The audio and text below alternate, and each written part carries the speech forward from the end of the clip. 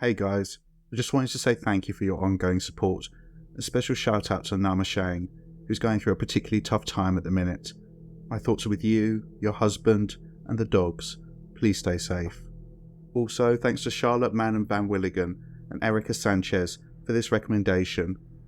This video comes with a warning. This is a case about the death of a child, and it's horrific. If this is going to distress you, then please click off now. There are lots of other videos on this channel to watch, so maybe check one of those out. But ultimately, your mental health is much more important to me than views. Anyway, on with the video. It's approximately 11 PM on Wednesday the 22nd of May 2013.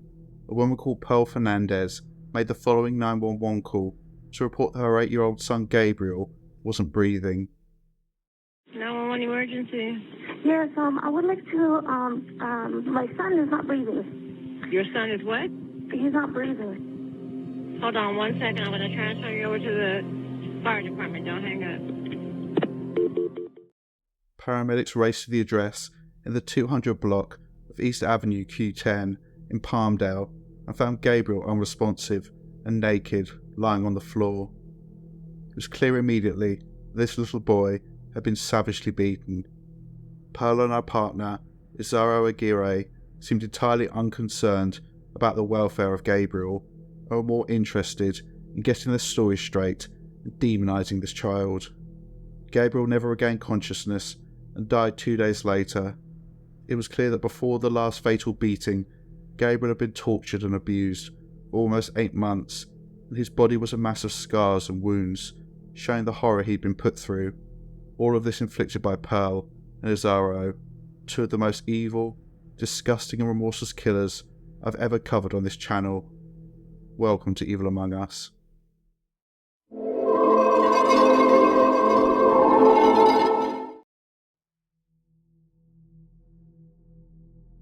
Gabriel Daniel Fernandez was born on the 20th of February 2005 in the city of Palmdale in northern Los Angeles County in the US state of California. It's reported in some documents that he had 2 siblings, some say 3, but both appear to be incorrect. He actually had 4 siblings. His eldest brother was called Arnold Jr., and there was another brother called Ezekiel, a sister called Virginia, and another sister called Destiny. It appears that Destiny was abandoned by her mother at a young age, and Arnold Jr. was taken from her care because marks were found on his body, obvious signs of abuse. As we'll get to, both Ezekiel and Virginia saw everything that happened to Gabriel and were forced to be involved in the abuse of their sibling when they were just 12 and 10 years old respectively.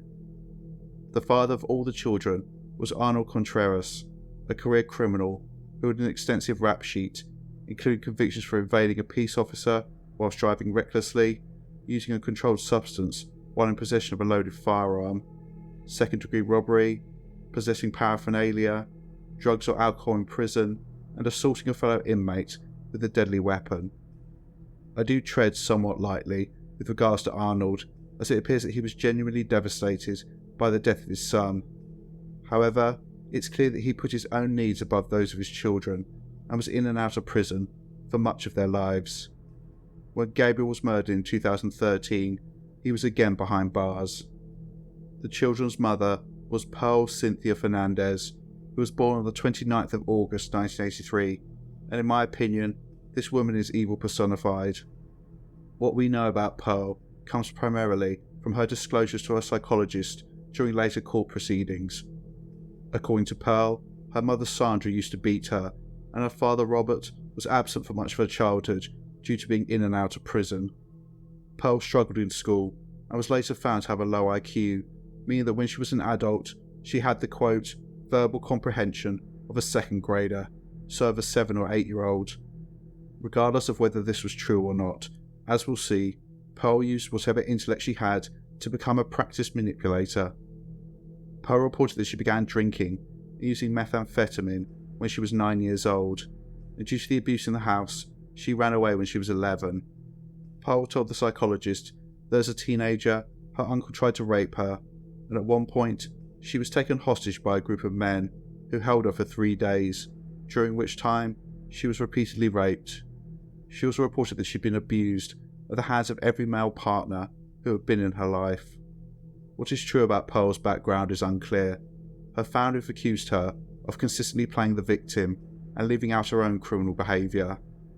A family member said, quote, "If you knew Pearl, Pearl was never the victim." She was described by her own family as being controlling and abusive to her partners, not the other way around.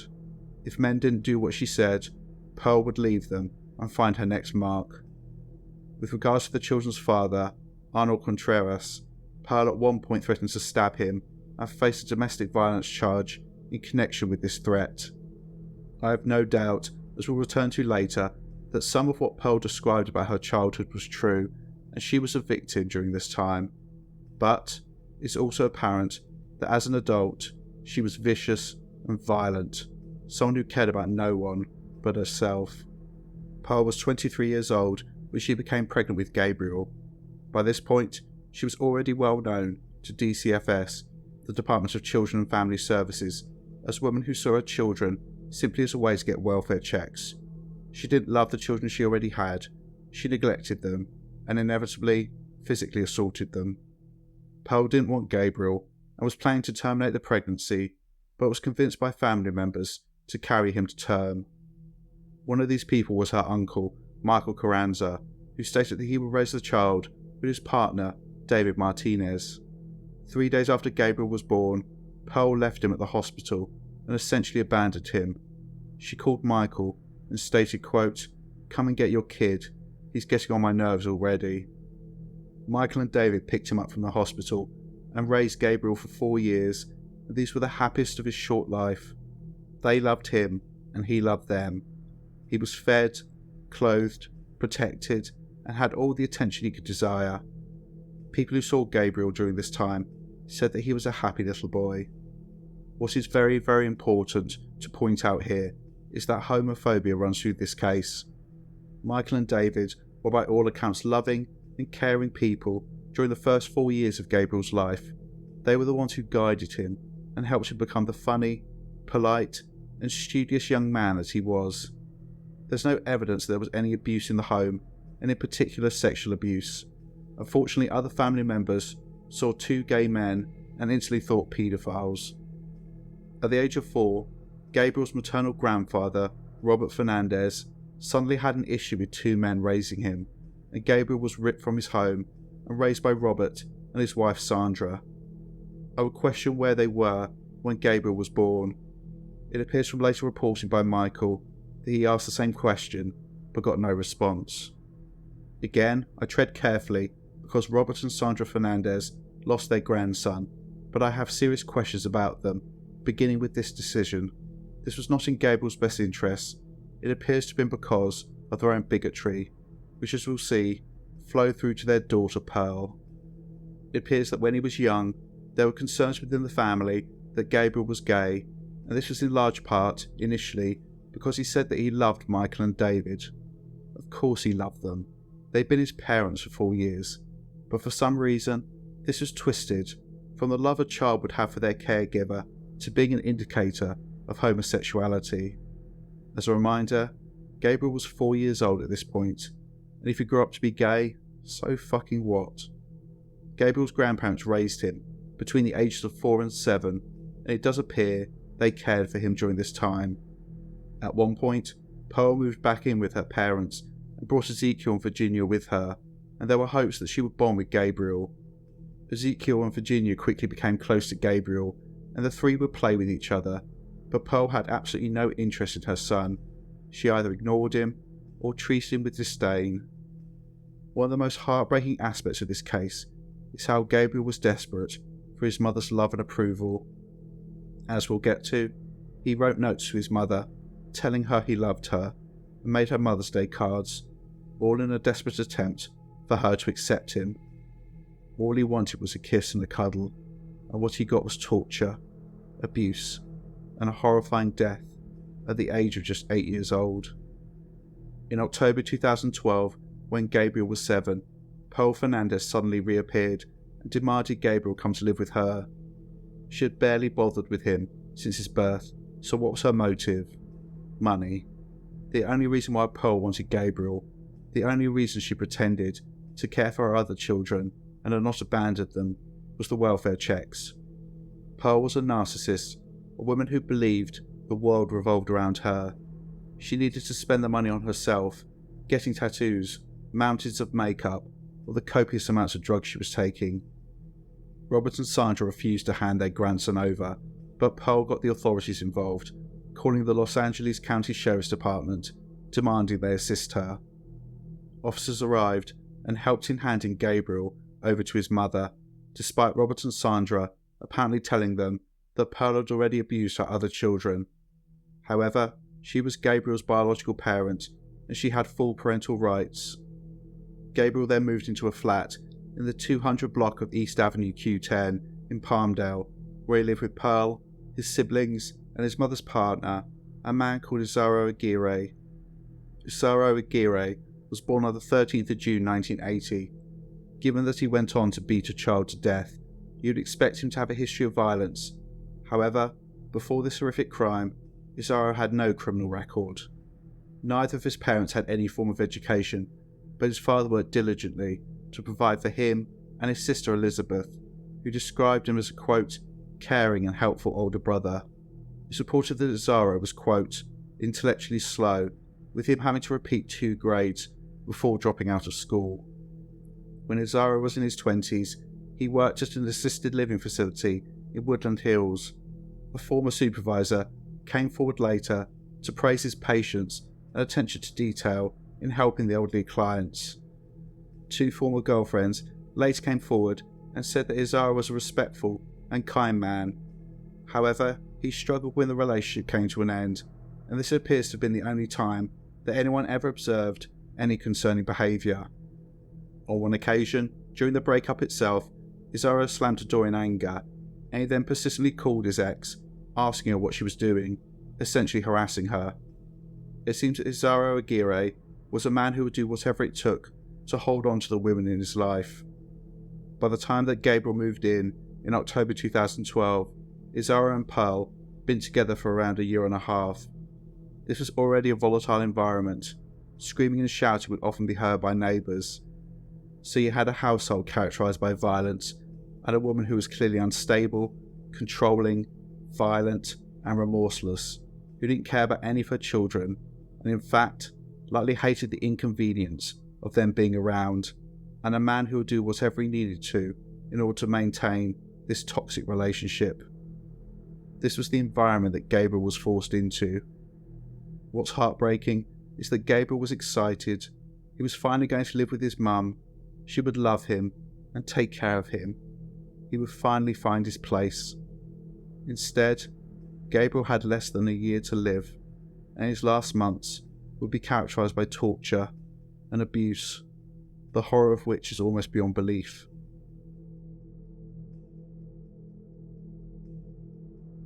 The warning from the beginning of the video needs to be reiterated, as over the next 2 sections I'll be going into detail about the horrific final months of a little boy who was tortured and abused day in, day out, before finally being murdered, and it's extremely distressing. Please, if this will trigger you, then click off the video now. It's also impossible to talk about what happened to Gabriel without highlighting the staggering negligence of professionals which eventually contributed to him losing his life. So Gabriel moving in with his mother meant that he started a new school, and this is where an important person in this case steps in, Jennifer Garcia, a teacher at Summerwind Elementary. She first met Gabriel in October 2012 and was instantly concerned. He was accompanied by Pearl Fernandez and Isauro Aguirre. Unlike other parents who hovered over their children, the pair seemed completely unconcerned about Gabriel. Jennifer said that she sensed real cruelty in the pair, something dangerous. Within weeks, the first signs of abuse were evident, not only physical violence, but also indicators of what Gabriel was being exposed to in the home. One day at the school, Gabriel asked Jennifer, quote, "Is it normal for your mum to hit you with a part of the belt that has that metal thing on the end?" When Jennifer clarified he was talking about the belt buckle, he then asked, "Is it normal for you to bleed?" At one point, when teachers were talking about staying away from drugs, Gabriel told his classmates, quote, "You do it like this, before pretending to snort a line of cocaine. Jennifer quickly called DCFS to report her concerns, and the case was assigned to a social worker called Stephanie Rodriguez, a newcomer to the department who had a degree in psychology, not social work. Her supervisor was a man called Alex Bourne, whose job it was to sign off his subordinates' reports and check her decision making. Stephanie reached out to Jennifer to get further information. 2 days after this call, Stephanie Rodriguez climbed the stairs to the second-floor apartment in Palmdale where Gabriel lived. Despite the clearly defined department policy that demanded children be interviewed apart from their parents, Gabriel stood in the same room as his mother. Stephanie then asked Gabriel, in front of his abuser, whether his mother had hit him. He said that he made the whole story up. Gabriel was then examined, and Stephanie found a bruise on his buttock. At this point, Pearl actually admitted that she'd hit her son with a belt. Despite this, Stephanie and her supervisor Kevin Bourne felt there were no significant concerns. The only outcome was asking Pearl and Isauro to take a drug test because of Gabriel pretending to snort cocaine. They both passed. At the end of November 2012, Gabriel attended school with chunks missing from his hair. These appear to have been literally ripped from his scalp. Jennifer called Stephanie Rodriguez to make further reports. She didn't pick up. Jennifer called the social worker at least once more the next working day, and it went straight to voicemail. A few days later, Gabriel came in with a busted lip. When asked what had happened, he told Jennifer, quote, "My mum punched me in the mouth." Jennifer called Stephanie, all the while becoming increasingly worried and frustrated. This time she got hold of Stephanie and started asking her what was going on. Had she spoken to Pearl? How did she explain the injuries? Jennifer was told that nothing could be disclosed to her due to confidentiality. Due to this new information, Stephanie returned to the apartment in Palmdale, but again failed to separate child from their suspected abuser.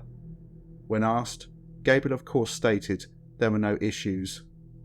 Pearl claimed that her son had caused the injury to his mouth by biting himself on the lip and then poking at the open wound. Again, neither Stephanie or her supervisor felt the concerns required any action. His second grade teacher, Jennifer Garcia, continued to notice a decline in Gabriel's physical and emotional state. All through November 2012, he would complain about pain in his legs and arms, and on more than one occasion, she found him crying, saying that he didn't want to go home. During recess, Gabriel would stay close to her. On the rare occasions he did go outside, he would be standing alone, kicking a brick wall in the schoolyard. It was January 2013, just 4 months before his death, when it became clear to everyone that Gabriel was being abused. One day, he turned up at the school, and his eyes were swollen. There were also little round bruises on his face. Jennifer told him to sit down, and eventually got the truth out of Gabriel, with him saying, quote, "It's because my mum shot me in the face with a BB gun." For the upteenth time, Jennifer called Stephanie Rodriguez and tried to pin her down with what the hell was going on. However, nothing happened. Nothing was followed up. It needs to be pointed out that it wasn't just Jennifer calling DCFS. In the 7 months that Gabriel was in Pearl's care, they received at least 60 reports from people concerned about this little boy, including neighbours, family members, and members of the public. Before outlining the full horror of what was going on behind the scenes, I need to point out that there were 2 other social workers involved in this case. One of them was a woman called Patricia Clement. She also worked for DCFS, but in a different department to Stephanie Rodriguez. She had decades of experience as a social worker, but was described as, quote, "a problematic worker, rude and unprofessional." She was arrogant and disliked by those who met her. Her supervisor was a man called Greg Merritt, whose job it was to supervise Patricia, check her work, and sign off reports and assessments. Patricia's role in this case is less well defined in reports I've read, but it seems that she interviewed and assessed Gabriel and the adults in the home. She later claimed that no one had disclosed any form of abuse to her, and in fact, she wrote that Gabriel was acting up in school, being angry and rude to teachers. Where did this information come from? Pearl told her. Patricia never called the school to verify these claims. With regards to Isauro Aguirre, the man who would go on to beat Gabriel to death, she described him as, quote, an upstanding and caring adult with no criminal history, and that he'd raised no red flags. She said Gabriel's risk was reducing, not increasing, and wrote in a report there was no risk to his safety, and recommended his case was closed, which was signed off by a supervisor, Greg Merritt. These so-called professionals completely ignored the signs of the nightmare that Gabriel was living through, day in, day out, in the home where he was meant to feel safe. Later, both Ezekiel, Gabriel's brother, who was around 12 years old at this point, and his sister Virginia, who was 10, would describe what happened in court. They recalled continuous beatings that Gabriel would suffer at the hands of both Pearl and Isauro, during which time the pair would laugh and accuse him of being gay. Isauro would beat Gabriel with his fists, kick him, and pick him up by the neck and drop him on the ground.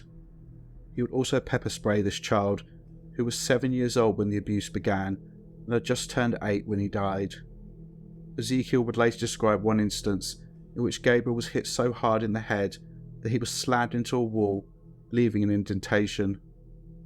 Use of a belt buckle or a metal hanger to beat Gabriel all over his naked body was almost an everyday occurrence. Gabriel had at least 2 of his front teeth knocked out when Isauro hit him full force in the face with a baseball bat. Both Isauro and Pearl would shoot Gabriel in the face, chest, neck and genitals with a BB gun. Gabriel would frequently be locked in a small cabinet, bound and gagged, often for hours, without food or water or access to the bathroom. This is where he would often be forced to sleep, despite there being a perfectly good bed. His siblings tried to help Gabriel. They tried to pass him food through gaps in the cabinet. The abuse began almost the day Gabriel moved in, and continued up until the date of his death, less than 8 months later, and as time went on, what he was subjected to became more sadistic, more heinous, and more degrading. At one point during his testimony, Ezekiel stated, quote, "My mom and her boyfriend made Gabriel eat spoiled stuff, or expired stuff. One thing I remember is expired spinach. He threw it up, and they made him eat it off the table." The prosecutor then asked, did the defendant make Gabriel eat throw up? Ezekiel answered, yes. As well as being forced to eat his own vomit, Gabriel was made to eat cat litter and cat feces. He was also used like a human ashtray and had cigarettes stubbed out all over his body. Ezekiel said that he and his sister were forced to beat Gabriel, with them being threatened with the same treatment if they didn't comply. He said once that his mother ordered him to punch Gabriel. Ezekiel said that he whispered in his brother's ear to fall over when he pretended to punch him to placate their demon of a mother. The children were coached by Pearl and told exactly what to say to social workers when they came round. Ezekiel also saw his mother using makeup to hide Gabriel's injuries before scheduled visits from DCFS. The pair also enjoyed humiliating Gabriel. He was forced to wear girls' dresses and also sent to school whilst being made to wear pink leggings and a pink shirt. All of this was due to Pearl and Isauro's apparent disgust that Gabriel might be gay. A large part of this stemmed from the fact that he would play with his sister's toys, but this is completely understandable because he hadn't got any toys of his own or wasn't allowed to play with friends. As we'll get to, the list of injuries covering Gabriel's tiny body is simply staggering and absolutely sickening. He had so many fractures and wounds that he must have been in pain every single day. Despite being abused and tortured day in and day out, Gabriel simply wanted to be loved, and he desperately wanted his mother's approval. There are indicators that he blamed himself for his treatment. This is the most heartbreaking element of this whole case. A few days before Mother's Day, the 12th of May 2013, Gabriel made a card and a gift for Pearl at school. He was photographed holding up the letters MOM. His appearance in these photos is shocking. By this point, he'd endured 7 months of almost continuous abuse. He also wrote out a card during class, which had something for the children to fill in, which began with "My mum is special because," and Gabriel wrote, quote, "She's a loving mum, and I love her because she is beautiful." After Gabriel's death, his teacher Jennifer Garcia found a note in his desk, written in shaky handwriting. It read, quote, "I love you, Mom, and Gabriel is a good boy." Despite the nightmare Pearl had put him through, and whilst in obvious pain, with his body a mass of sores, bruises, and cigarette burns, Gabriel put that aside and made something he thought his mother would like. Him saying he was a good boy clearly indicates he blamed himself. He was thinking, I must be a bad boy. If this is happening to me, I'll do better. All Gabriel wanted was to be loved. This 8-year-old boy was trying so hard to earn that. His love for his mother was so pure, and all he wanted was for her to say it in return, to kiss him, to cuddle him, to tell him that he was special, to tell him that she would always be there for him, to match his commitment to her, because I have no doubt, if she had been in danger, he would have done whatever he could to try and protect her. Gabriel would never feel this love, and instead, less than a week after these photos were taken, he would be beaten to death in his own home.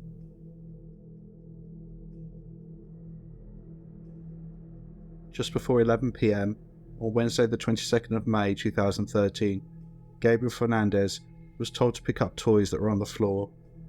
When he didn't do this, his mother Pearl dragged him into a bedroom, where she was joined by her partner, Isauro Aguirre. This happened in front of Gabriel's brother Ezekiel, who later testified that he heard banging and screaming, and then, quote, "That's when it all stopped. It just went quiet." Whilst Ezekiel didn't see the murder, Virginia saw everything. As a reminder, she was 10 years old at the time and was in the room where Gabriel was taken. She later testified in court, quote, "I was sitting on the edge of the bed and my mother's boyfriend was punching him. He knocked the air out of him and he fell over and he didn't get back up. So they picked him up, they threw him in the shower and they kept yelling at him to wake up. And when he didn't wake up, my mother decided to call the police and she told me to grab a rag and we cleaned most of the blood that was on the floor." The brutality of what happened in that room was later described by Isauro himself in his police interview. So, exactly what happened. Cold hard fact now. You see him? You hit him over the head. Okay? And what did you hit him over the head with? Yes. Your fist. How many times? Maybe 10 times. Maybe 10 times with your fist to the head. So it goes 10 times with that over the head. You pick it back up and you hit him again. Okay? How many times did you do that? When you had to knock him down and pick him up? It is 4 or 5 times. 4 or 5 times. So Gabriel was beaten again and again and again, and when he fell, he was picked up and beaten more. Isauro also told detectives that he hit this 8-year-old child harder than he'd ever hit anyone before. He also claimed the reason why he'd beat Gabriel was because he told Pearl to leave him. This was obviously a reflection of his own insecurities and him trying to demonize Gabriel. He was trying to break up my relationship and I lost control. Essentially, the child he murdered was to blame. The horror of what Gabriel went through in those final moments is heartbreaking. The little boy who just wanted to be loved, beaten to death in his own home. Whilst cleaning up the scene, Pearl called 911 and reported that her son had stopped breathing. Both police and paramedics arrived at the scene within minutes. Gabriel, by this point, had been dragged from the shower and dumped naked, wet and unconscious on the living room floor. The paramedics began to work on Gabriel and instantly saw signs of abuse, including cigarette burns all over his body. Whilst they worked on Gabriel, deputies spoke to Pearl and Isauro, both of whom were described as, quote, very uninterested. Pearl said that Gabriel was jumping on a bed, playing with his brother, and as he was jumping, he fell off the bed and hit his head on a drawer. When asked why the boy had so many injuries on his body, Isauro told the police that Gabriel was a very angry boy and would hit himself a lot. He also decided that it was relevant to tell the deputies that Gabriel might be gay. It's not clear when this happened, whether it was on the scene or an interview later, but let that sink in for a moment. He was either standing, likely within feet of where paramedics were fighting to save the life of an 8-year-old child, or whilst he was on life support in hospital, and this monster felt it necessary to speculate on Gabriel's sexuality. Again, as we'll get to, this was all about dehumanizing Gabriel, blaming the victim for what happened to him. Yes, I beat him to death, but he might be gay. Gabriel was rushed to Children's Hospital Los Angeles. Neither Pearl nor Isauro went with him in the ambulance. They were completely indifferent. At the hospital, everyone from the nurses to the doctors were horrified by what they saw. One nurse said, quote, "Every inch of Gabriel was bruised and swollen. His skin was kind of a black and blue colour. I remember he felt cold to the touch." Gabriel was put on a ventilator, and everyone prayed, by some miracle, that he would pull through. But it soon became evident that this final assault had fractured Gabriel's skull and caused catastrophic injuries to his brain, meaning the only thing keeping him alive was the ventilator he was attached to. On Friday the 24th of May 2013, Gabriel Daniel Fernandez was declared brain dead. His life support was switched off, and he passed away. He was just 8 years, 3 months old. There were over 50 injuries documented during the autopsy. These included a skull fracture, multiple broken ribs, skin missing from his throat, missing teeth which had been knocked out, cuts inside his mouth, deviation to his nose, bruising and cuts all over his face, head, cheek, lips and neck, black eyes, abrasions and ligature marks all over his body, multiple cigarette burns over his body, a laceration to the base of his genitals, as well as burn marks in the same area. BB gun pellets were found inside his lung and groin. There was also a cut to his liver. Gabriel was also underweight and suffering from lung disease. There were some injuries which were days old, some had been inflicted months before and were at different stages of healing. This little boy spent his last weeks in constant pain. On the 23rd of May 2013, whilst Gabriel was in hospital, Pearl Fernandez was arrested on suspicion of felony child endangerment, whilst Isauro Aguirre was arrested on suspicion of attempted murder. Pearl continued to lie through her teeth, claiming that her son had accidentally injured himself. As already stated, Isauro admitted beating an 8-year-old child over and over again, justifying his actions all the way. He did it because Gabriel was gay, because he told Pearl to leave him. When Gabriel died, both were rearrested and eventually charged with first-degree murder. They were denied bond and sent to prison to await their day in court. Pearl Fernandez and Isauro Aguirre were dealt with separately at court. Beginning with Isauro, he pleaded not guilty to first-degree murder. He was seeking a verdict of second-degree murder, i.e. he killed Gabriel, but this wasn't his intention, and that he'd only sought to cause him serious bodily harm. Isauro claimed that he snapped and acted impulsively, and that he was acting under the control of Pearl. His trial began in October 2017, and the jury were given a special warning about the horrific nature of the testimony and the evidence they were about to see and hear. They saw pictures of Gabriel lying in hospital, brain dead, and they also saw crime scene photos inside the home showing blood splattering the walls and blood pooling in the sink. As I outlined before, Gabriel's brother Ezekiel, at this point 16, and his sister Virginia, aged 14 by this point, were forced to testify and relive the horror they saw. The jury began their deliberations on the 14th of November 2017, and the next day, after just 5 hours, they found Isauro Aguirre guilty of the first-degree murder of Gabriel Fernandez, with the special circumstances of intentional murder by torture. The next month, the jury deliberated the sentence to recommend to the judge. Eventually they came back, having decided that the death penalty was the only appropriate punishment in this case. With regards to Pearl Fernandez, on the 15th of February 2018, she pleaded guilty to one count of first-degree murder and admitted the special circumstance of intentional murder by torture. This had nothing to do with remorse, as we'll see. This was about saving her worthless life, as this was part of a plea deal which took the death penalty off the table. On the 7th of June 2018, they both appeared before Superior Court Judge George Lamelli for sentencing. If you didn't absolutely despise Pearl Fernandez by this point, you will when you hear the pathetic apology she read out in court. I'm going to play a clip of this. The audio is terrible, you can barely hear what she says, but the words she's speaking, or at least what's captured, are on the screen. I will read out what she says afterwards, and actually I can fill in at least one gap of what she's saying, but I want you to see her demeanour.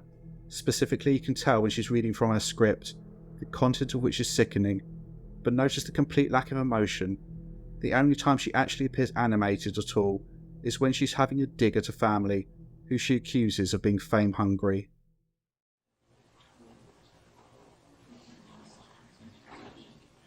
You just keep your voice up so everybody can hear you.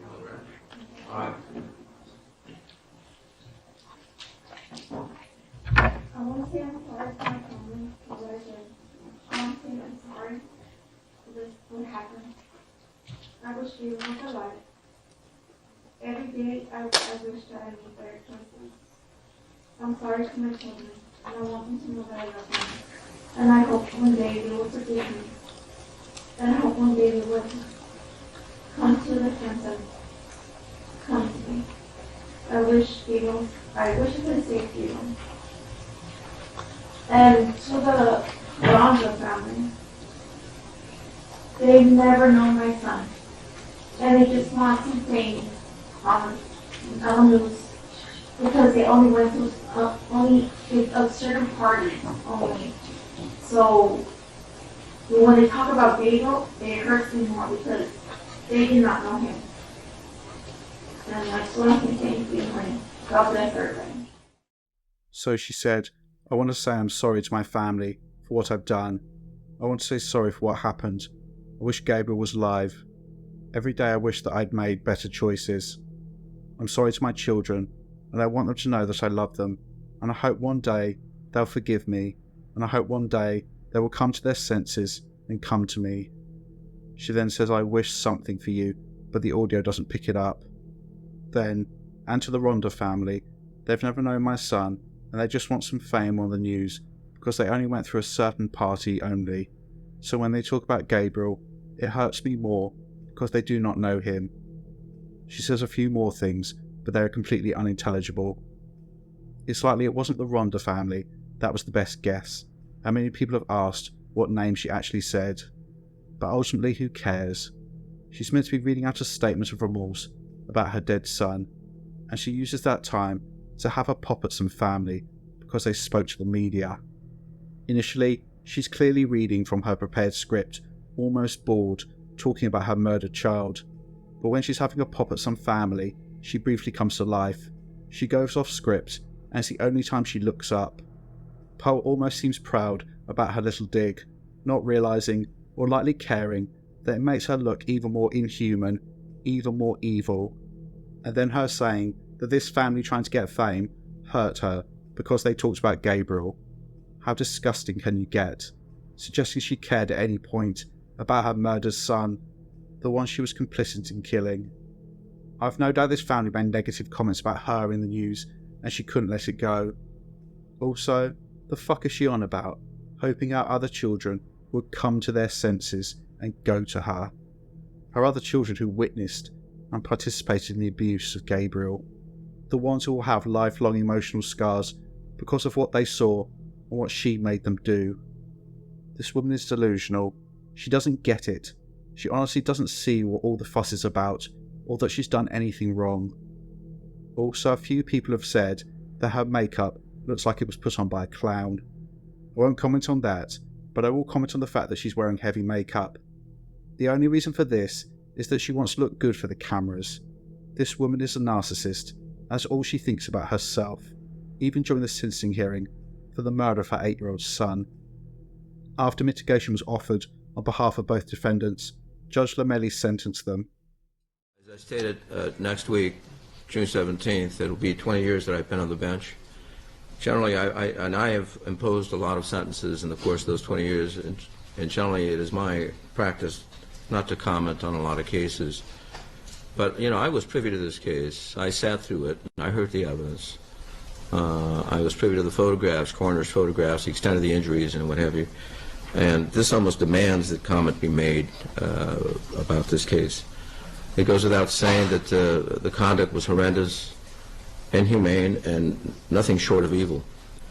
The repeated beatings, burning, starving, binding, shooting Gabriel with BBs that were embedded in different parts of his body, knocking his teeth out with a bat, locking him in a dark cabinet while he's bound, and starving this poor child. It is unimaginable the pain that this child probably endured.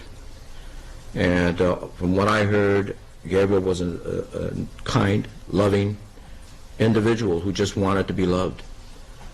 And so, you know, you want to say that the conduct was animalistic, but that would be wrong. Because even animals know how to take care of their young, some to an extent that they will sacrifice their own lives in caring for their young.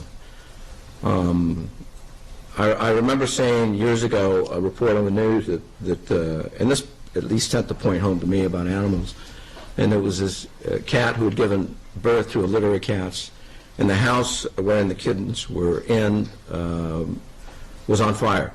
And that's why I think it made the news, because the fire department was trying to put the fire out, but each time the mother went in to retrieve a kitten, and she would emerge from the house by the scruff, holding the kitten by the scruff, and would manage one by one to bring him or her to safety. And the last time, the house was lost, and the fire department tried to keep this cat from going into the house, but it managed to elude them, went into the house, and they thought, well, she's lost. And I never forgot thinking she made it out of the house. She had the cat by the scruff, except that she was singed and burning her face. But the thing that really struck me was the cat was not blind. The intensity of the heat burned her eyes, but she never let go of that kitten. And so when you want to say, first instinct is to say, you know what, this is animalistic. No, it's beyond animalistic, because animals know how to take care of their young. You know, I can only wish, I really do, that you both, in the middle of the night, you wake up and you think of the injuries that you subjected this poor young man, this poor 7-year-old, and that it tortures you. I rarely say that. I rarely say that. It'll be a different type of torture, because you won't be in pain, physical pain. But I'm not sure that you're capable of doing that. But that's my wish. Moving on to the issue of sentencing, let the court state at this time that it has the opportunity to review the probation reports prepared by the probation department. I'm holding both up. I don't know if counsel has copies of this, but it did consider it. It did read it.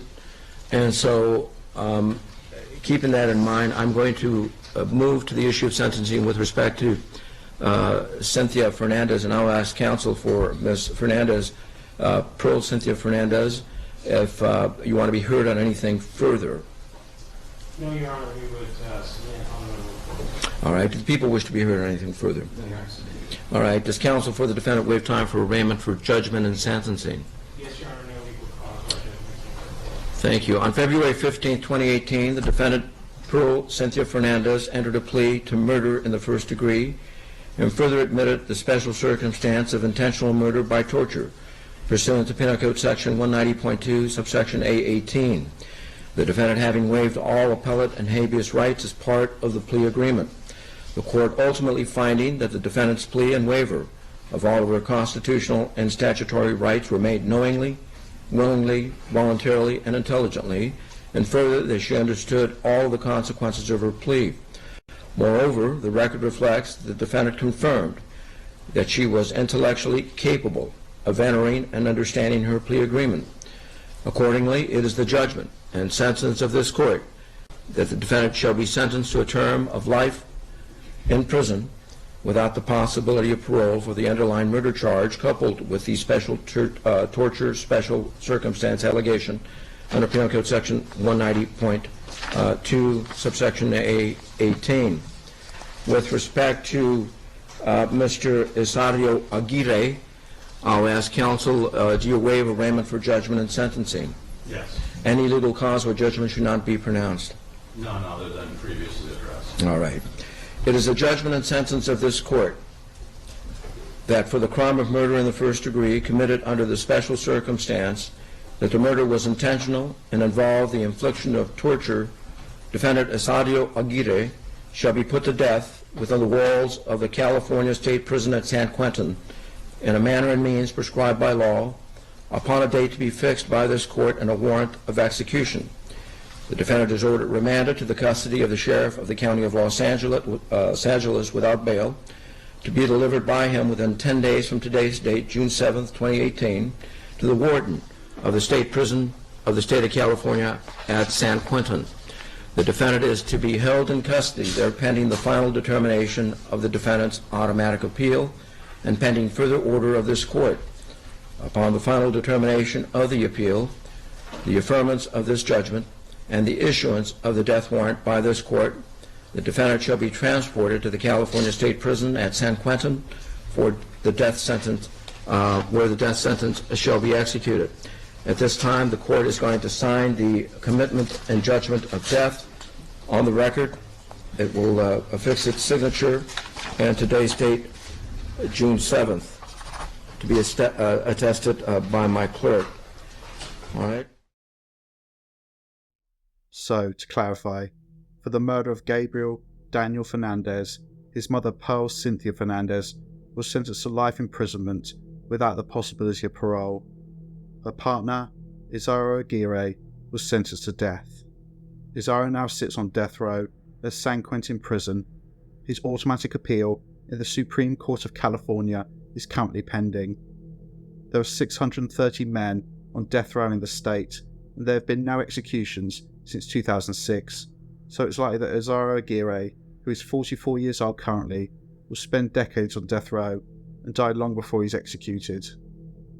With regards to Pearl, she clearly has no intention of accepting her fate. In 2021, she asked for the court to vacate her guilty plea to first-degree murder and to be resentenced. The rationale for this is outlined in this short news clip.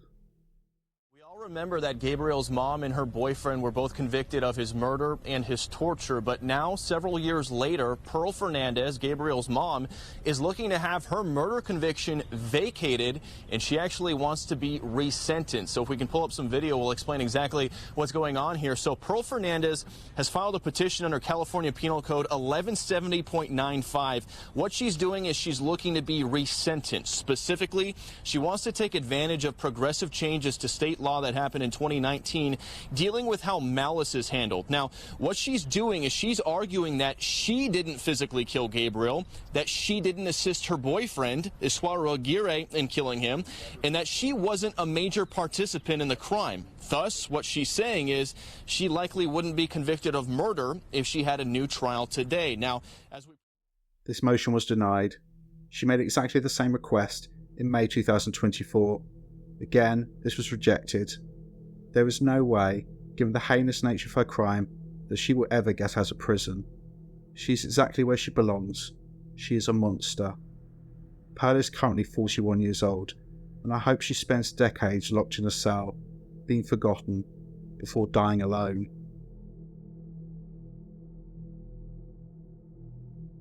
The death of Gabriel Fernandez not only shocked the people of California, but it made the news across the country. When people found out the details of the abuse Gabriel had suffered, how he died, and how he'd been failed by those tasked to protect the most vulnerable in society, shock and disgust turned to anger, and people demanding that those responsible were held accountable. As a result, the 4 social workers in this case, Stephanie Rodriguez and her supervisor Kevin Bourne, and Patricia Clement and her supervisor Gregory Merritt, were all fired. They were then subject to internal and criminal investigation.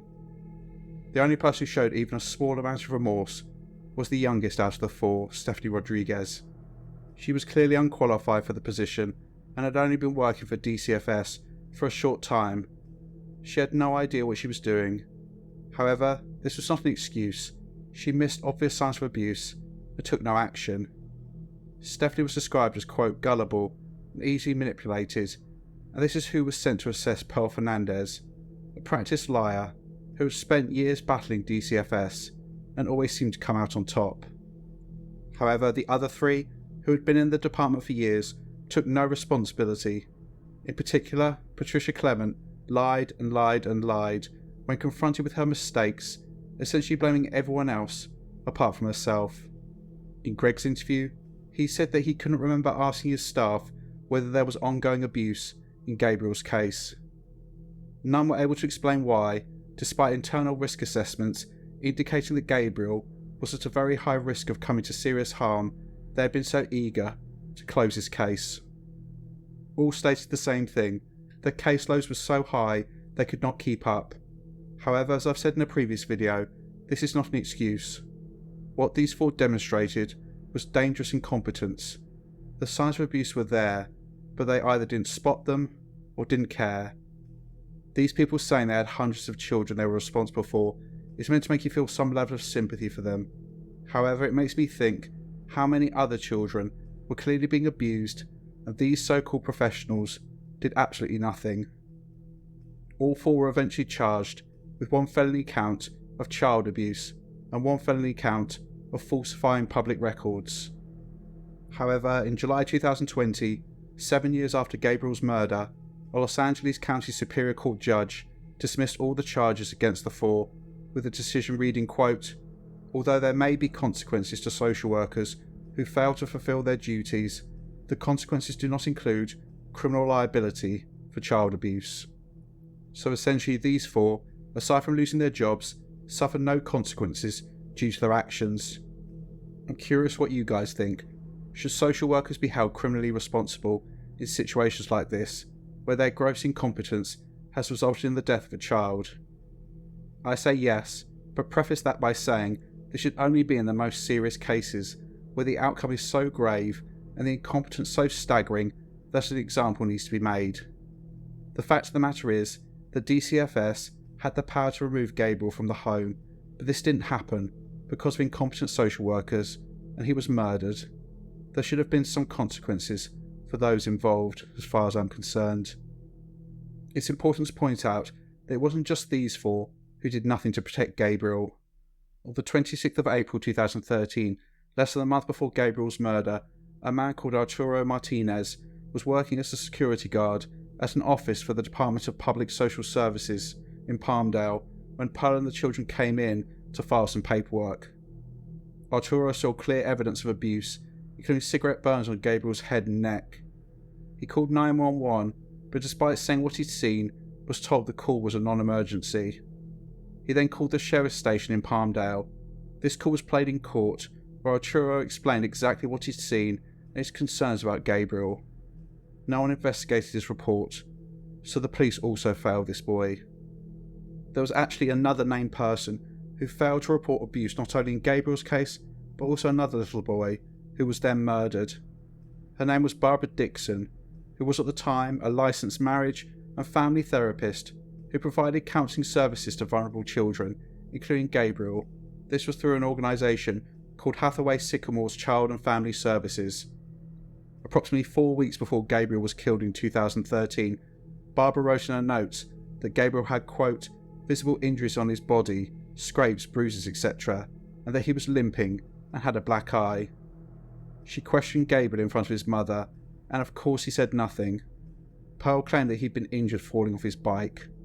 Barbara did nothing, breaking a state law that mandated her, as part of her role, to report all suspected abuse. But it gets worse. In 2017, she was working with a 5-year-old boy called Anthony Avalos, who disclosed that he'd been sexually abused by a relative. Barbara didn't report this. Later that year, she received information from Anthony's uncle that he and his siblings were being abused by their mother. Barbara didn't relay these concerns to DCFS or the police. On Thursday the 21st of June 2018, Anthony Avalos, by this point aged just 6 years old, was beaten to death by his mother Heather Barron and her boyfriend Kareem Laver in his home in the city of Lancaster.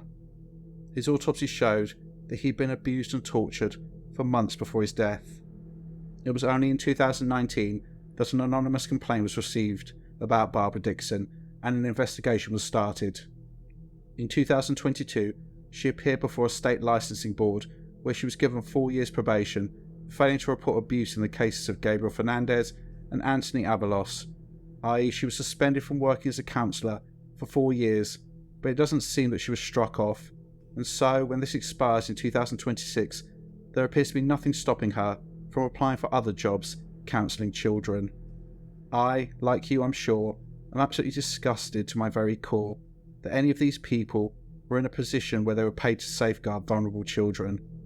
I pray that none of them are ever employed in a role where they have any level of responsibility for the welfare of a child.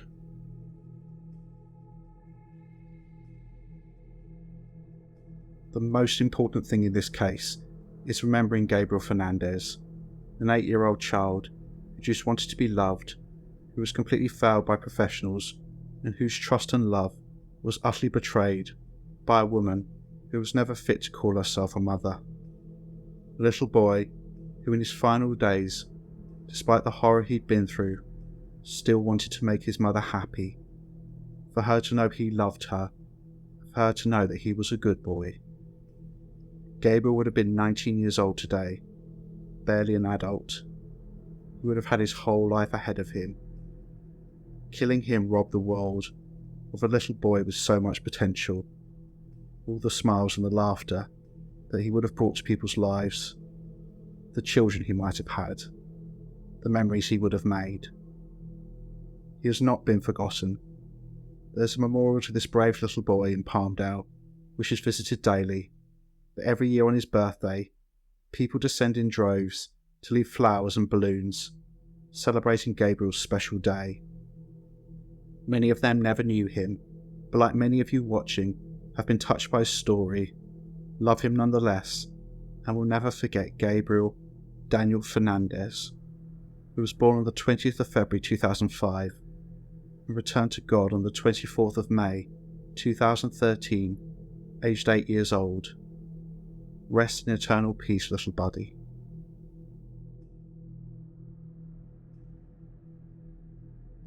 This case is one of the most horrific that I've covered, matched only by the evil of the two perpetrators, Pearl Fernandez and Isauro Aguirre. Both are the absolute scum of the earth. Pearl completely violated the trust of her own son, and Isauro was a grown man who thought nothing of beating a child who was a fraction of his size and weight. In order to understand what happened, we have to look at both of the main perpetrators. As I said earlier in this video, it's not clear what is true regarding what Pearl disclosed about her childhood, specifically the allegations of rape and abuse, which her family said she made up to gain sympathy. However, I have no doubt some of what she said is true. Pearl Fernandez is clearly a woman who began life in an extremely toxic environment, likely without love and subject to abuse, whether this was physical or sexual or both. She grew up with no empathy or compassion for others.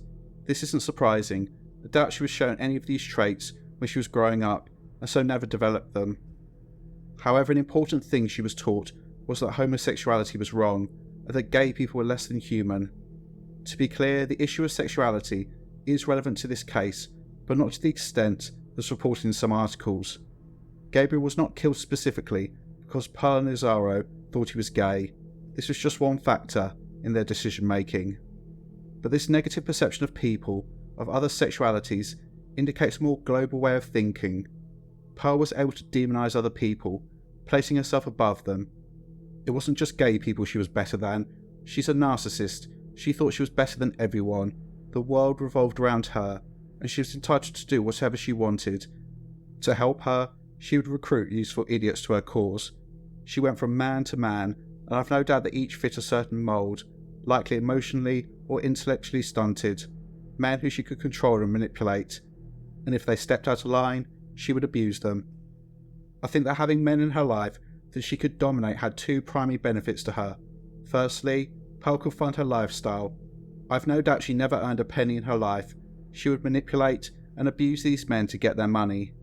However, they were also an outlet for her rage.